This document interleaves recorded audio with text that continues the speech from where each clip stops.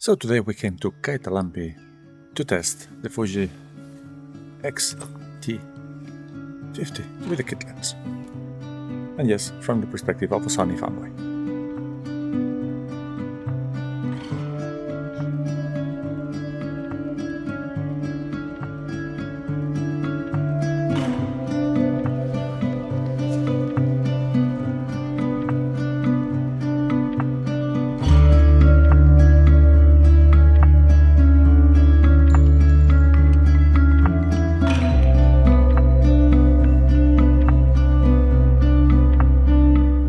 And one of the first things that I enjoyed very much is the film simulation dial.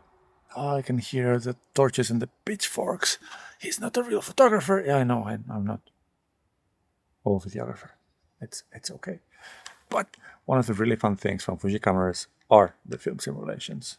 And I really love the idea of having nice looking, straight out of the camera JPEGs with different looks and with actually Fuji looks.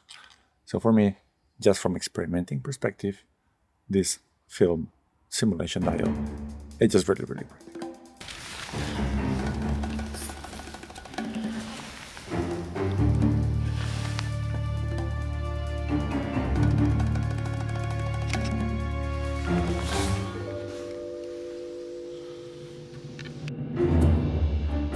This is too tight, but now I'm lazy to put the 18mm back.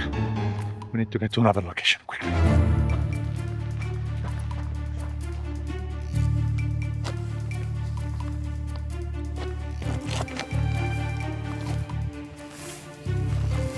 Take two. So, I came to this place, to Kaitalampi, which is beautiful, because it's not really popular in the summer. There's plenty of people swimming in the lake, but now in the autumn, not so much. And today is a weekday, took the day off to come here to do this. And I was just run over by a group of 50 high school students. So I had to shift places, but maybe this is in better looking than the previous location.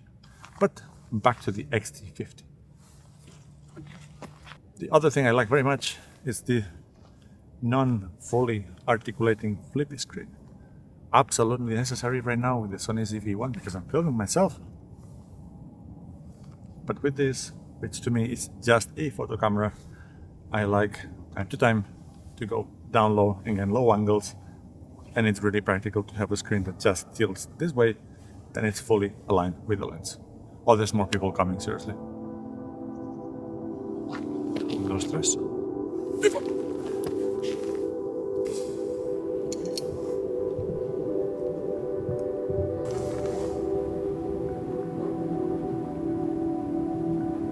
The other thing I've been enjoying, surprisingly so, is this kit lens. It's a 16-50 f2.8 to 4.8, which sounds way too dark. But what it does instead is be real compact and also real sharp with the 40 megapixel sensor of the X-T50. Excellent pairing, especially with the hiking day like today. It's enough that I'm taking two cameras. I have again set the ZV-1, now shooting with the Samyang 24mm f1.8, and I just took the Fuji with the kit lens and the zoom kit lens that to just snap some pictures. And of course the first question is, will I keep this? Since it wouldn't be the first time that I bought something to test it out, to try it out, and if I don't really like it, then I just sell them off because I don't want to have stuff sitting on shelves. But I took this camera to Bonn into a business trip, and I used it to make a video. It was a silly small video related to a light review, but then I took it to Bonn, the city center, and then to the Museum of Calculations, the Arithmeum, which was really interesting, and it was really fun. And again, just kit lens was very useful. Today I went on a hike here in Kaitalampi, and again, very convenient, small, light package that still feels big enough to hold. And yeah, I do have the small grip. Can you see it now? So that my fingers actually can grip the camera, because I have big hands. But oops, that also adds a Arca Swiss plate on the bottom. I would recommend. Basically, I have a small rig Arca Swiss bottom plate in all my cameras, the ZV-1, this one. I have one for the ZV-1, tiny one, but it just adds a little bit of extra grip and a place for my pinky to sit. So with this, it really has good ergonomics. Now, one silly complaint I have is that I have another lens for the Fuji system, the Viltrox 27mm f1.2, which is really great, but the pairing with this camera is not good, or is not great. It's really heavy, and the camera feels that it's too small. So if you're going to be using some of the bigger lenses, then I maybe would recommend to go to the XS, H2S, HH, the one with the H's for video, or the X-T5 if you're more inclined for photography. The bodies are not huge, but they are bigger than the X-T50. If you're going to be sticking to the small f2 primes, which is what I'm going to be doing anyway, or with just this kit lens, this X-T50 is super fun. And again, the whole point of this video was how do I feel about this camera as a Sony fanboy, because I really love my Sony cameras. I've had a few of them along the years. I'm really comfortable with them. I actually like the menus. I like the ergonomics. I know where everything is.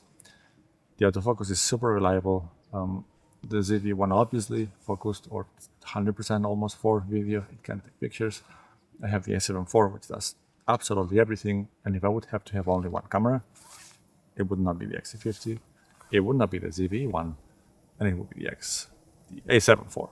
Now, if I need to take two cameras, or if I'm allowed to, or if I'm able to, this pairing is fantastic. Super fun for pictures, absolutely great for video.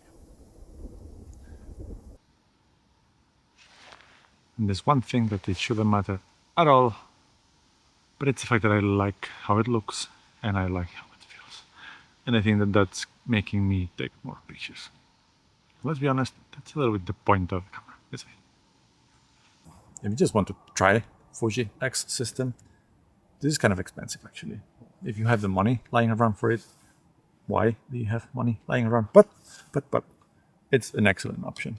It has the same sensor as the X-T5. It's the new 40 megapixels, which I would trust more than the previous X-T30, which I'm sure that it's better value for money at this point in 2024. But this is a better camera with, in my opinion, a bit better ergonomics, and with the silly film simulation dial that I'm greatly enjoying. So yeah, to the question, I'm keeping it. Yeah, it looks that way. I hope you enjoyed the video. I hope you enjoyed the views.